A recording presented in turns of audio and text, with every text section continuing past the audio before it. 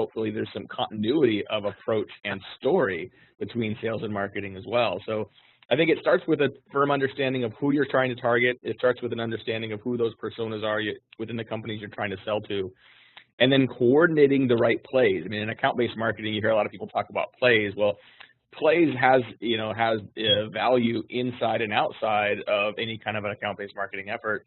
I think of that as just coordinating the efforts between sales and marketing with some consistency of message, some consistency of progression that shows the prospect that they're on a single path towards success. Welcome to the Magnificent Marketing Podcast, where we interview the top marketing experts in the world and keep you up to date on all the changes and best practices to help you grow your business and stay on the cutting edge. Welcome to the show. Hello, everyone. I'm here today with Matt Heinz Marketing. And Matt is a prolific author and nationally recognized award-winning blogger. He is president and founder of Heinz Marketing with 15 years of marketing, business development, and sales experience from a variety of organizations and industries. He is a dynamic speaker, memorable not only for his keen insight and humor, but his actionable and motivating takeaways. Matt's career focuses on consistently delivering measurable results with greater sales, revenue growth, product success, and customer loyalty. Matt is a repeat winner of the top 50 most influential people in sales lead management and top 50 sales and marketing influencers. And today we are going to talk about how to increase results by integrating content and marketing automation strategies. Matt, how are you doing today? I'm great, man. Thanks very much for having me. I'm glad to have you back here. Always fun to see what's inside that head of yours. And I know content marketing is near and dear to your heart, and we all know that tying in some of the greatest tools out there are very helpful. Mm-hmm. So would love to see what you got to say today. Very, very excited. Yeah, I think that we've definitely seen content increase in importance for B2B marketers, but I think that what's happened is as we've seen budgets increase and spend increase and content proliferate, we are not seeing a commensurate tie between that content and business results. So I think what's happening is we're getting a lot more crappy blog posts that make people feel good about clicks and maybe web traffic, but isn't as actively translating into business value. So great to see that we're seeing more results, but definitely hoping to tie that more closely to business results moving forward. Yeah. I mean, I think that's just the ongoing goal here. As when the content marketing first kicked off, it's like, this works like magic. And then it was like, hey, you got to give it 3 months. And then it's like, you got to give it 6 months. You got to give it 12 months. But I think that's just happening with all marketing out there. All avenues are getting crowded. Everything is just increasing. So it's just a matter of, and you're hearing a lot more about, taking 80% of your time up front and then executing, the other part.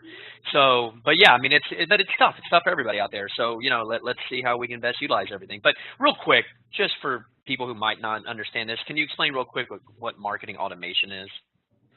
Oh boy, I think you ask 10 people, you're gonna have 10 different answers. I mean, for me, I look at marketing automation as the means of creating consistency and repeatability of certain actions that help connect the right content to the right prospect at the right time. It is not set it and forget it. I think, good technology, someone once described to me, good marketing and sales technology is automating something that robots can do just as well, if not better, and more efficiently. So if a prospect it does a certain activity, if there's a right follow-up message, if there's a right follow-up action that is consistent for every time a prospect does that activity, then a robot should be able to do that for you, right? Robots are not going to replace the human touch. They're not going to replace your salespeople for complex selling, but they should be able to automate if this, then that from a content and from a sequence and from a marketing outcome perspective.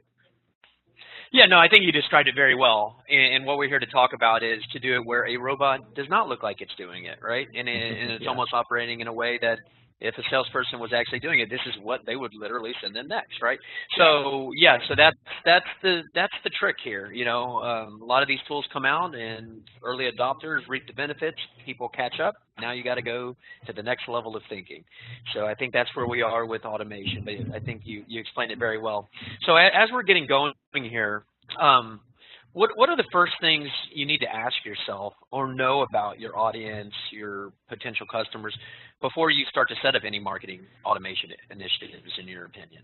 Yeah, I mean, it's a good question, and we find far too many companies will buy tools and then wonder what to do with them. I think strategy always has to come first. Technology is never your strategy. Technology is the enabler and accelerator of your strategy. So I think before you start, you got to first know what success looks like. What metrics are we working towards? It's usually a sales number or a revenue number that the business cares about that may be different than your operational marketing requirements. But you mentioned earlier, helping robots do things that don't make it look like robots are doing things. And key to that is understanding, who am I talking to? Who are these personas that I care about? What are the issues they care about? And if someone's at differing stages of their buying journey, what's the message? What's the content? What's the approach that's going to most engage with them? Before you can sell to someone, you have to have their attention. And so what are you doing to get their attention, to keep their attention, to earn their attention? Forget technology for a minute. Forget marketing automation. Forget that these tools exist. If you had one customer to sell to, what's the way you would engage with them? Like, you can't call them up and ask them if they'd like to see a demo. So what's important to them right now that's going to get them to pay attention to you, that get them to read a subject line and then read the first line of your email? It's probably not messages about you. It's probably messages about them. It's about their needs, their challenges, their concerns, what they're trying to accomplish this month, this quarter, this year. And so if you were to address that content, and then if then, okay, like this person, I've got their attention and they've shown interest in this particular topic. Well, what else can you share relative to that kind of a topic? Like, if you were to send another email to them because they've shown interest in topic A, what are 4 more ways of engaging on topic A that might still be valuable to someone to extend the depth of insight you're providing to someone based on that topic? And again, like, if think about that one person in front of you you're having that conversation with, but now assume that there's 100 people in your industry that have that role at different companies you'd like to sell to. How are you going to have that conversation with 100 different people, with 1,000 different people?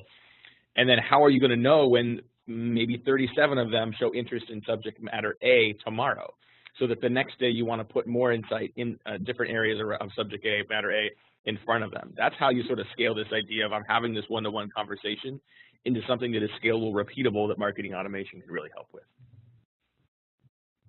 Understood. So who do you, in your opinion, should be involved in this initial setup?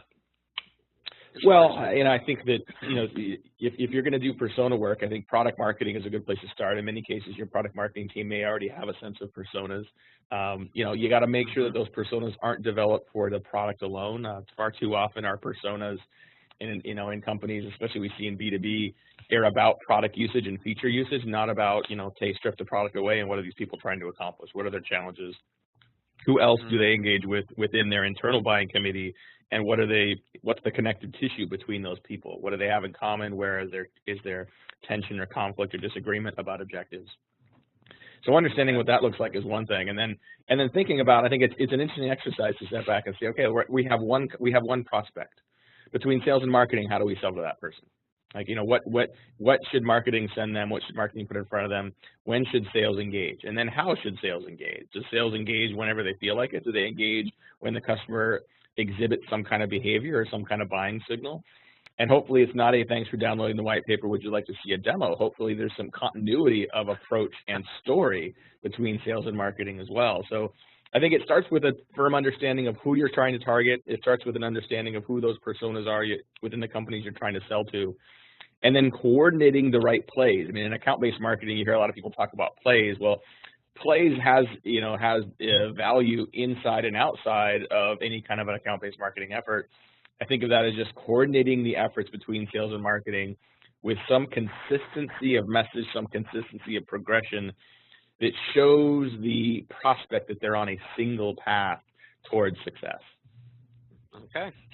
So yeah, it sounds like you definitely need sales and marketing working together, which is what you're hearing just ad nauseum these days, because Absolutely. I think that there has been a disconnect in the past, and now everyone's like, hey, let's be friends here and work together, because you really need input from all areas here. Sales aren't necessarily going to know that. Now, they could definitely help with the persona building, but they might not be thinking that way, and marketing definitely needs to be thinking that way, but then you need to get their input. So you mentioned, so you get everything set up, but now as we're getting going here, just generally, what sorts of content do you feel like you need to have ready to utilize with these plans? You know, not necessarily like blog about this or that, but just overriding overall types of content. Have you experienced that, you know, you normally need to kind of have in mind as you're going to be building out these programs? Yeah, I find that most companies are pretty good at having what we call bottom of funnel content, which is information about your product or service. Once someone has bought off on the need for something, they want to learn more about what you actually do. Like, that's almost the easy part.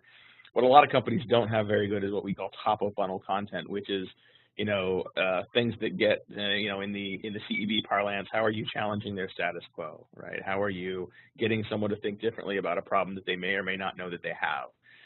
How are you using content not to get someone to convert and buy, but simply to get and keep their attention, to change the way they think about a problem? You know, to educate them and show that you have expertise around a particular area, which, you know, studies show if you have expertise in an area, people assume you have a product behind that can fulfill, you know, some challenges in that area as well. So I think some of the most important content for organizations to develop is that really precise, persona-driven, value-added content that educates, that drives, that challenges those prospects, that helps them rethink a status quo, which changes the way they think about what their priorities are around a particular problem or challenge or opportunity. Because if the status quo stays in place, no matter how awesome your product is, they're going to continue to follow the path that they're on right now. You have to get them to change their priorities based on their own outcomes, based on what they need in order to move forward. And doing that usually means creating content around their problems, around their needs, around their situation. You know, another way to say that is, you know, people don't care about your story until you care about theirs. And so I think that sometimes that takes some patience and some discipline to build that foundation of need. But that leads to better conversion rates. It leads to more dedicated, committed prospects. It leads to better yield on that marketing and sales activity over time. So I'm hearing you're definitely, you know, seems like a lot of backloaded with content. You need to make sure you need to front load that content, meaning front of the buying cycle, which is the awareness stage of their problems, helping solve their issues. So you're going to most likely really need to be thinking, and again, that will stem directly from the persona build and you know, now what people care about, what the pains are, what the problems are. And that's where you're most likely going to be spending a ton of your content efforts at that upfront stage to get them going. And then once they read a lot of that or show indications that they have or done that, then you start serving up potentially down the road, you know, comparisons and or product information. Yep. Okay. All right. Now we're going to get into, you know, this is where we're really going to draw your expertise. This is the stuff here, but I would love to have you share your advice on how you've seen some of the best examples of how companies utilize content with their automations. You can almost try to paint a picture of a scenario where you have done for yourself or for another company that you have said, man, this, you know, if I could write a Wikipedia definition of tying in content marketing, this is the flow, or this isn't. I know it's kind of a tough question because there's probably 1,000 answers or 1,000 different scenarios, but if you could do your best to kind of paint a picture for us, I would appreciate that. Yeah, I mean, there's a couple different ways to do it, and some of them, you know, aren't specifically tied to marketing automation. I think there's a lot of companies that have developed, I mean, you know, for better or worse, you know, some of the best examples of really customized, successful marketing automation are those companies that have developed numerous follow-up strings, right? Like based on different prospect situations. You know, some of the best marketing automation implementations have dozens of different follow-up campaigns set up that apply to different needs, different triggers from your prospect, right? And so unfortunately, you know, one of the answers is, you know, there's a level of complexity that exists that actually makes that work well. You know, I think there's a point of diminishing returns on some of that segmentation where, where particular problems that people respond to may not be enough to really loosen the status quo enough to get someone to commit to change. But I think you can still, the more you can segment those campaigns, the better off you're going to be. I'm also a big fan of omni-channel segmentation. And so when I think about automating the content, it's not just about the email string. You know, companies like Demandbase and others can change the experience you have on the web page. You know, they can sniff who you are and where you're coming from almost instantly and load a different experience for you on their homepage based on, were you there before? What were you looking at? They can customize what content is put in front of you, what messages are put in front of you based on what you've done before, what industry you're in.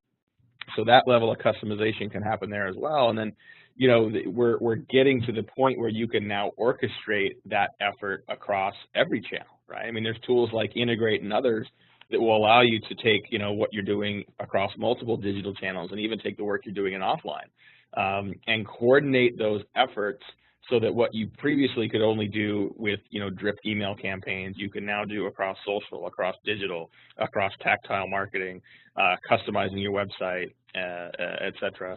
Well, explain that across digital. Could explain that across digital. I think it would make sense to most people what you're saying about the website. Again, that high level opportunity needs to be there, meaning lots of traffic, lots of big sales. You know, obviously, if you're a smaller website that doesn't get that much traffic, that would be overkill, and you couldn't afford it anyways. But it also would make sense, you know, from a budget standpoint. Yeah. But so the customizing, you know, based on user activity, by behavior, that's really high level stuff that you should definitely consider. But explain to me what you mean, and then Matt, I am going to want to circle back to maybe some simple starter examples as well for companies just getting going.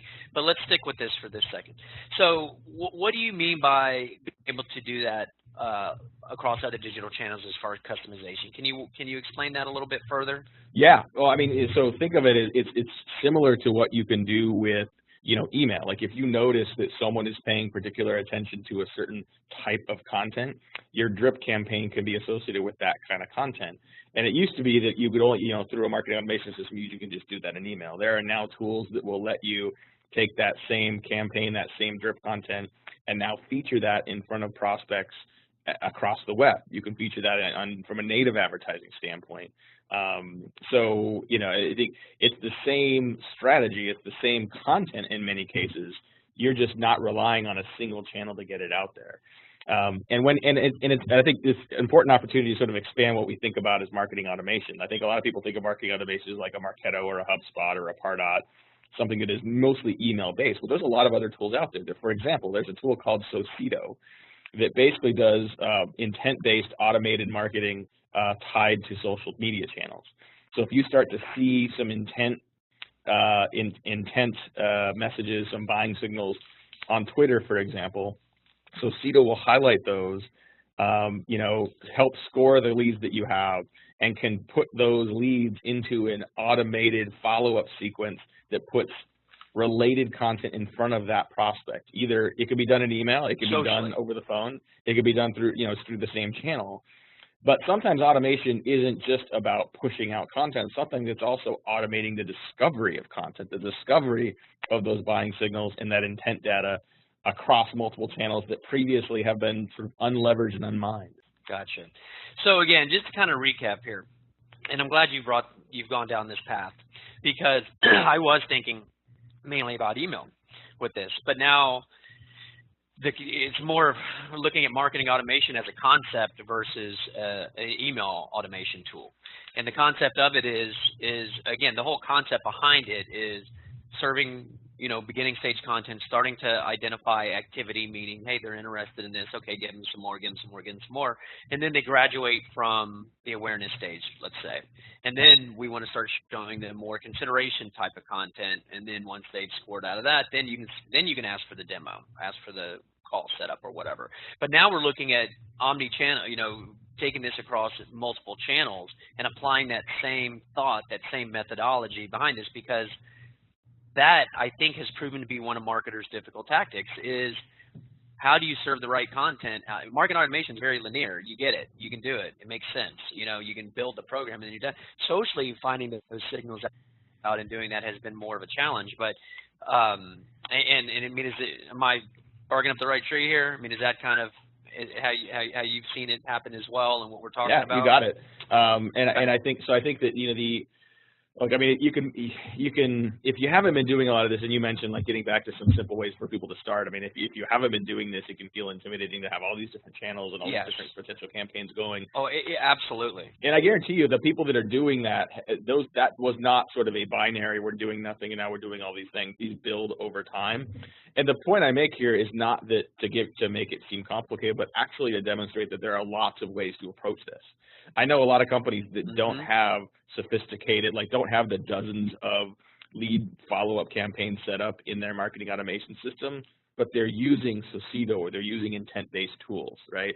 Or they're identifying companies that they think meet a certain criteria based on some intent signals that come from the company, and putting those companies into online digital campaigns where people with the right title inside those companies are seeing your messages across the web through remnant advertising, through platforms like Terminus and Demandbase and AdRoll and others.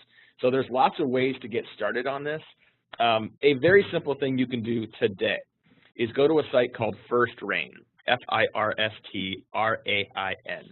First Rain, you can tell it to look for an industry or a category or a specific set of companies and tell it what information you want to hear about. For example, if you are selling a technology platform into the retail industry, maybe you want to find out every time someone mentions omni-channel in a retail environment. First Rain can send you an email every morning showing you every single time that gets mentioned by Macy's in a financial disclosure, or by Abercrombie and Fitch, you know, in their earnings report, right? And so they're basically looking for places where they're saying, oh, you know, we're adding X new stores, or we're investing in our omni-channel strategy to improve the tie between online and retail. That may be a buying signal for you, right? And your next step may be to have a salesperson call that person up with a value-added offer to say, hey, you know, congrats on your earnings yesterday, so that you've got this new initiative. Do you have a tech stack in place? I mean, you can have a pretty basic conversation, but you're automating the capture of the intent. You're automating the capture of the signals every morning that can give you the fodder to have those conversations. So from as far as I'm concerned, that's marketing automation. Anytime you are automating an activity makes sense. that used to have to be done by people or interns and now can be done by robots, you're making yourself more efficient. And almost by definition, you are also giving yourself advantage over others that aren't using that tool or don't have that insight, and may have the insight but aren't following up with it to capitalize on it. Understood. Yeah, kind of a morph between automation / making sure we're serving up the right stuff. Something we're doing here is we're basically tagging content on site by stage, and you know, just like you create a custom audience, you know, on Facebook or for Twitter or for LinkedIn, whatever, on your website to gather, you know, hey, these are people who are coming to our website, now let's retarget to them. Well, now you're breaking those into, you're tagging whatever pages are awareness, consideration, or buying pages. Then you're scoring them that way, and then you can set it up when they graduate to then start seeing other ads as well. Okay. So that's kind of like a morph way to kind of to do this, from automating the people who are coming to your site.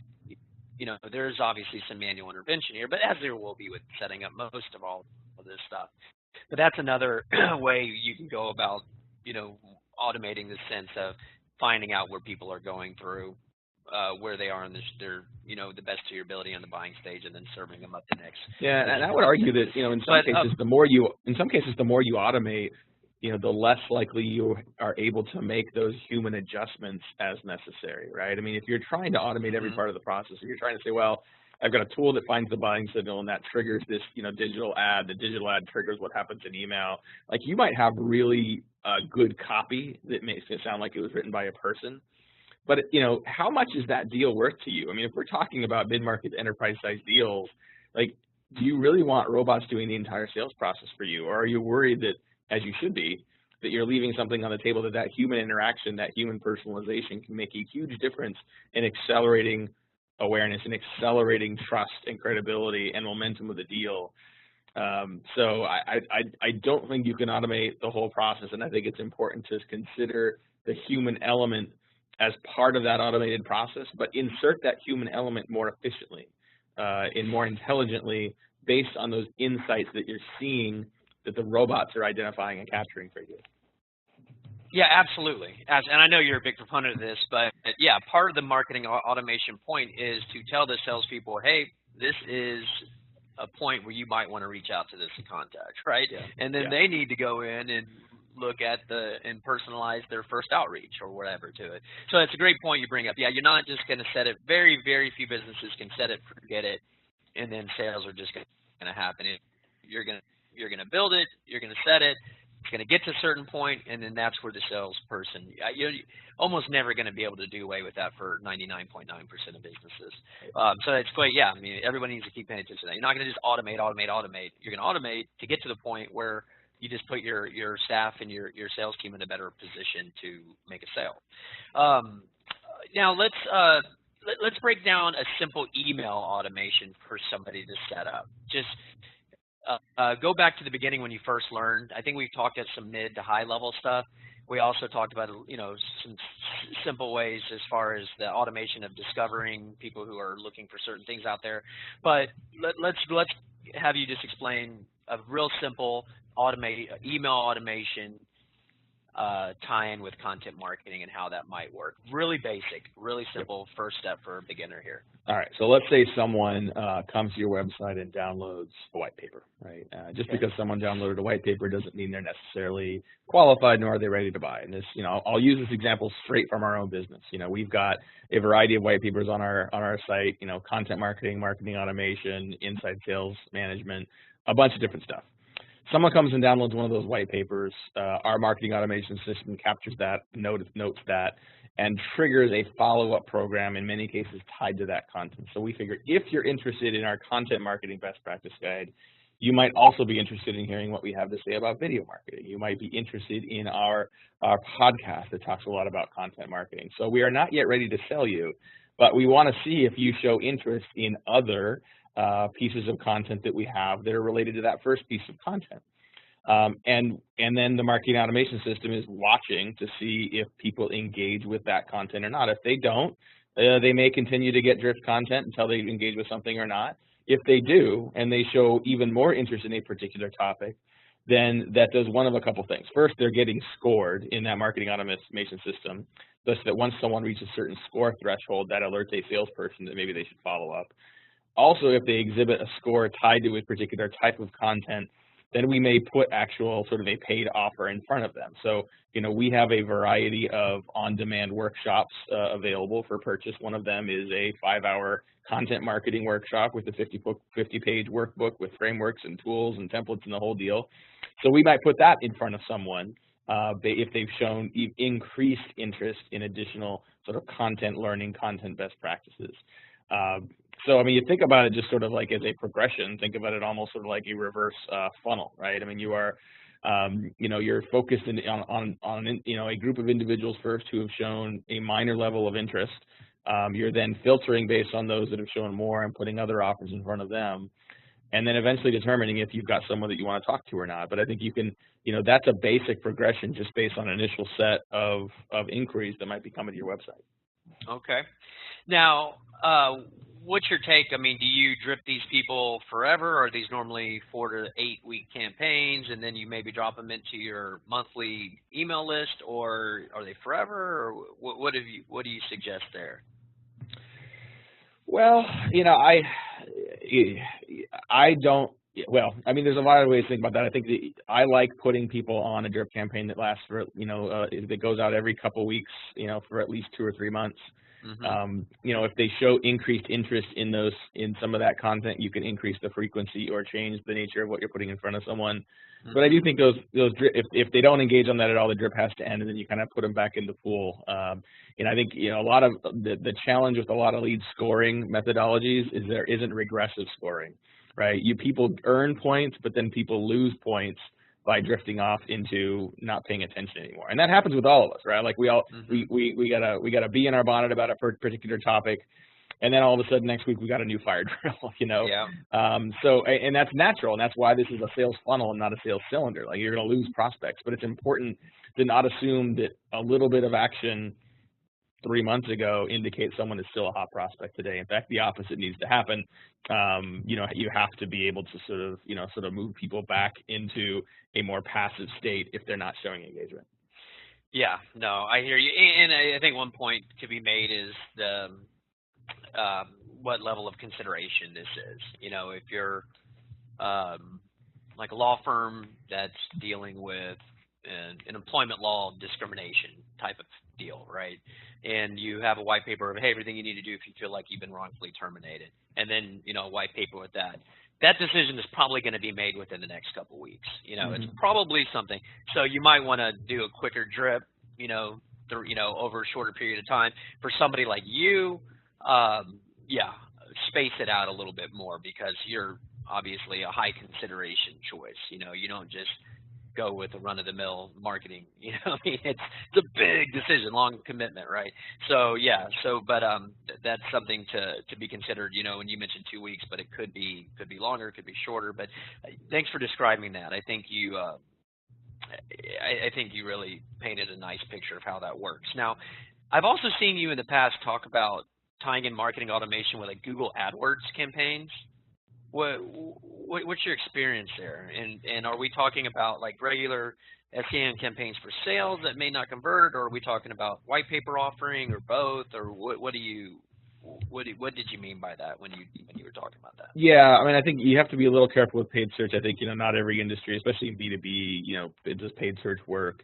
But I think, you know, when I think about paid search, I tend to think about paid, you know, sort of like, you know, PPC media that can be applied on paid search as well as paid social, right? And your ability to target on paid social is typically better than paid search. But then I think, you know, the same rules apply. Like, I mean, you can be getting downloads from search, from social, from, you know, inbound SEO traffic, from email campaigns. But ultimately, you're trying to identify people that have exhibited certain needs. You know, I think, you know, your opportunity to not just ask for people on search, or not just look for people on search who are searching for your solution, but look for people that are searching for a particular problem, searching for examples or descriptions of a pain point. Like, that's a buying signal. That's an intent-based signal as well. So if you see those people, you know, what offer can you put in front of them that is lightweight, that just gets their engagement, that may not be downloading a demo, but maybe getting engaged in a white paper or getting a sort of a tip sheet on how to execute something very easy. Don't give them a 12-point download page. Give them a single, you know, get it for an email address. So you've got a way of engaging with them and starting to measure and track and score the activity that they exhibit for you moving forward. Okay, gotcha. So if you are going to be doing it, that's great advice. So you look for searches and optimize, which, by the way, are probably going to be low cost clicks. You know, if you're looking for those question type of optimization for SEM, pay-per-click, these are all the ads at the top and the bottom there. So, but do that, and then, but your idea is basically to put that white paper in front of them and then kick them into that. Okay, and it's okay, understood. Thank you for that. Now, let's circle back around to like the types of content, because that's obviously a source of anxiety for companies just getting started here. You know, okay, well, this sounds great. This sounds amazing. Okay, I want to be helpful. I want to be educational, you know, but shoot, that seems like a lot to do. But I think I've also heard you speak on that there's probably a lot of great content that companies have already produced that can be very useful for marketing automation programs. And I think I've even seen you talk about like the 11 sources of marketing automation content that you've already written. Can you go down and list what those are? Yeah, I mean, I think a lot of people worry about creating content. It's you know, you have content already, I guarantee you. Like, you know, if you have done any level of documentation of answering customer questions, you have content. If your executives have done any presentations at conferences, you have content. I would hesitate to tell people they should use their PR efforts as content, because a lot of PR efforts tend to be fairly self-serving and more about the company than about the customer. But you have that content as well. I think if you have customers, you have the ability to crowdsource content. Ask your customers a question, take their feedback, and curate that into content.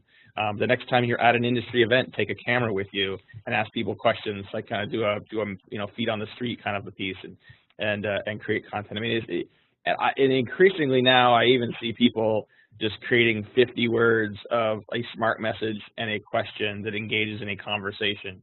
I think too often we think content is 800-word blog posts, right? And that may help with search, and that's all fine and good, and that may be sort of your bread and butter in some cases. But do a 30-second video, do a 50-word question on LinkedIn. I mean, your content can take a variety of different formats, and I guarantee you have subject matter experts throughout your business that can help you create that content as well. All right, very cool. What about afterwards? Let's say you created a great automation, program, and it worked, and you sold somebody. Like, wow, awesome, right? Well, I don't believe you feel like that's the finish line. You could possibly have some post-sale automations. Do you have any creative ideas you've seen people do that you can share here? Absolutely, yeah. I mean, I think you're absolutely right. Especially if you're a recurring revenue business or a software as a service business. Once you close the deal, you have not made any money, right? I mean, all the money's to be made is you keep that customer for as long as possible. So the end of the sales funnel is really what we think of as the middle of the sales bow tie. You've gotten someone to sign, now let's keep them engaged.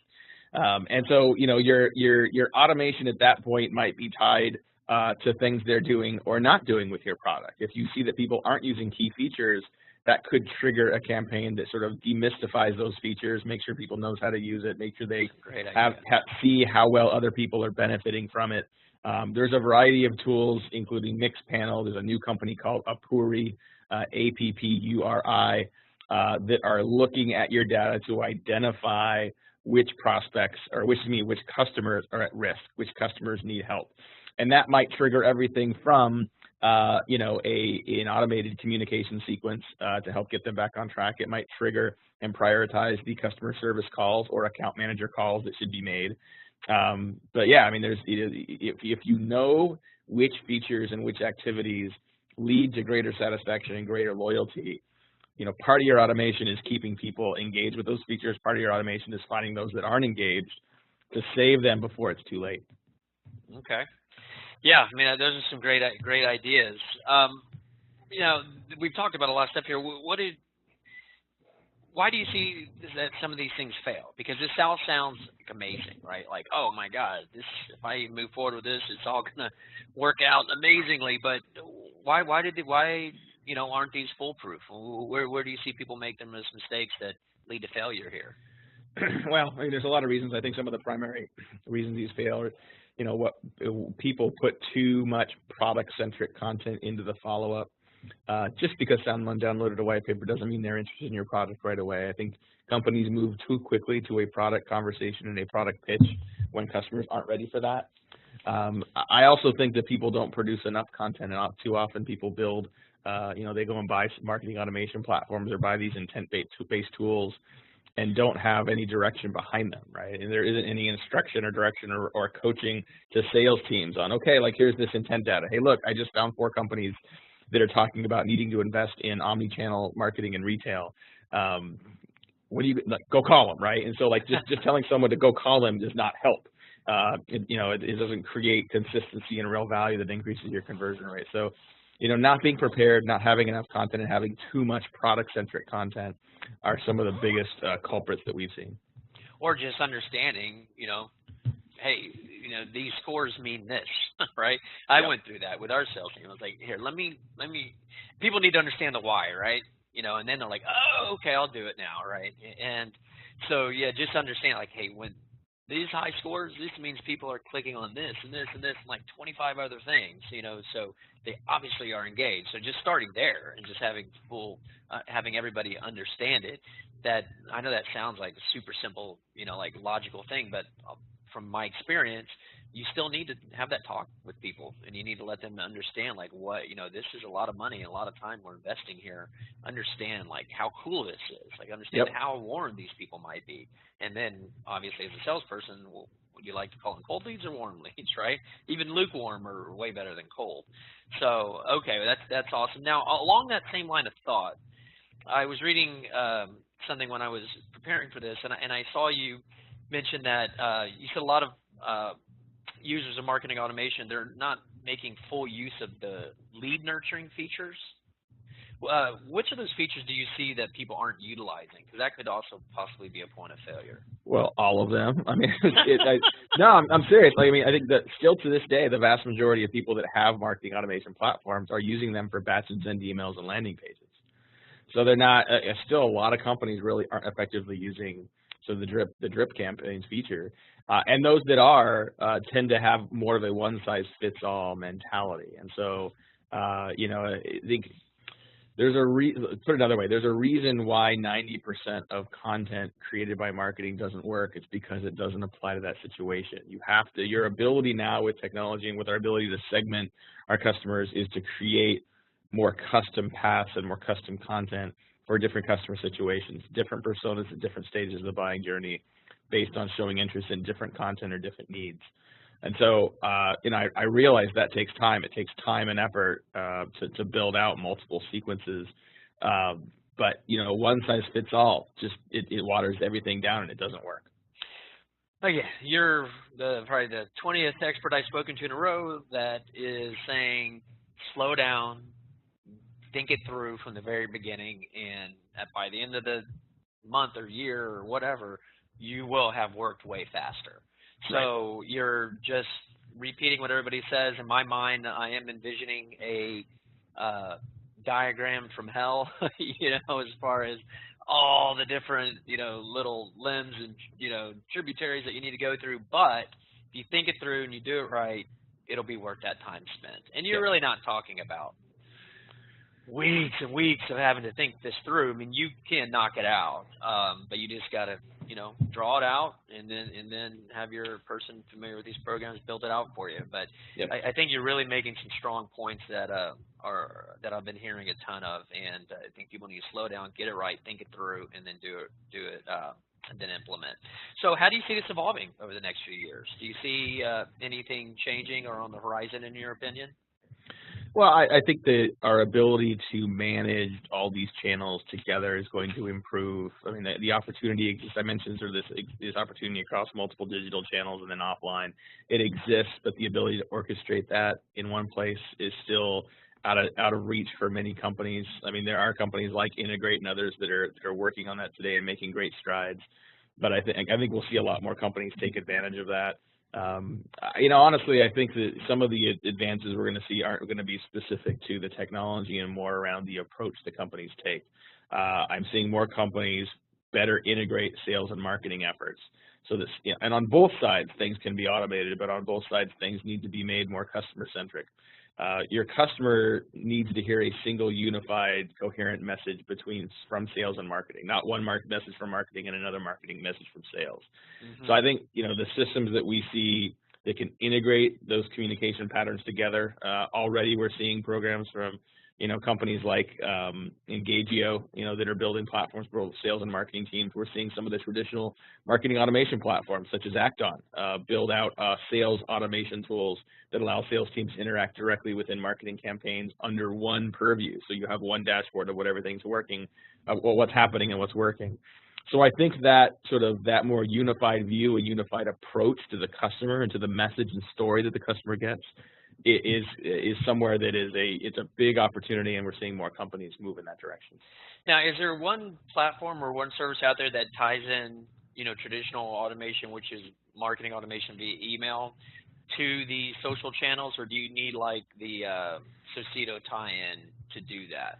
Yeah, I mean, today it's still, today you really kind of need multiple channels. Societo is a great example where they tie directly into Marketo. They have a seamless integration not only of leads, but also those buying signals that can trigger scoring of certain leads based on those buying signals that can then alert salespeople for follow-up and tell them how to follow up.